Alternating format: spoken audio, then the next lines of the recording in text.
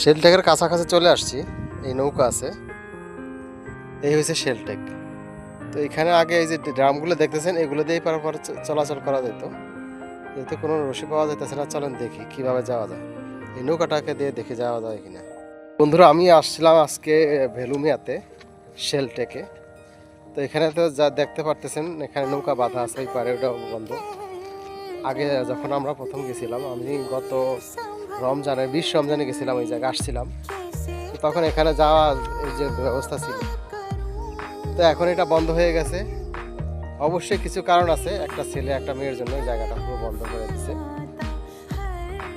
তো এখানে একজনের জন্য বলে 10 জন নষ্ট, তো অবস্থা হয়েছে তাই। এখানে এখন এটা শেলটে কালারা বন্ধ করে দিচ্ছে, এখানে যাওয়া যায় না। তো আজকে আমার মেসেজ হয়েছে আমাদের ভোলাবাসীর জন্য, কষ্ট করে এখানে আর আইসেন আপনারা, এখানে আসলে ঢুকতে দেবে না, কারণ এটা একদম অনির্দিষ্ট কালার জন্য ওনারা এটা বন্ধ করে দিছে। তা আমি যেমন আজকে ধোকা খাইছি, আমি চাই না আমার ভোলাবাসীরা এখানে এসে ধোকা খাক। মানে এখানে যাওয়ার খুবই কষ্ট, যারা এখানে প্রথম আসছিলেন তারা জানেন।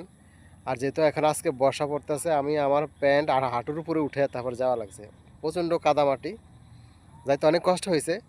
সবচেয়ে বেশি খারাপ লাগছে ওই পারে যাইতে পারি নাই, ওনারা বন্ধ করেছে, আমি সেটা জানি না। পরে এলাকাবাসীকে জিজ্ঞাসা করলাম, ওনারা বললো যে আজকে 2 মাসের বেশি হয়েছে এটা বন্ধ করে দিচ্ছে, এখানে যাওয়া নিষেধ।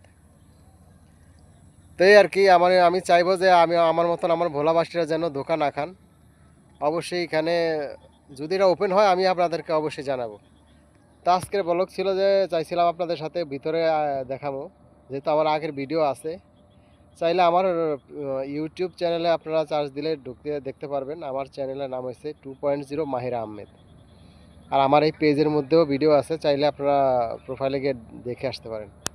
তো ধন্যবাদ সবাইকে, ভালো থাকবেন সবাই, আল্লাহ হাফেজ।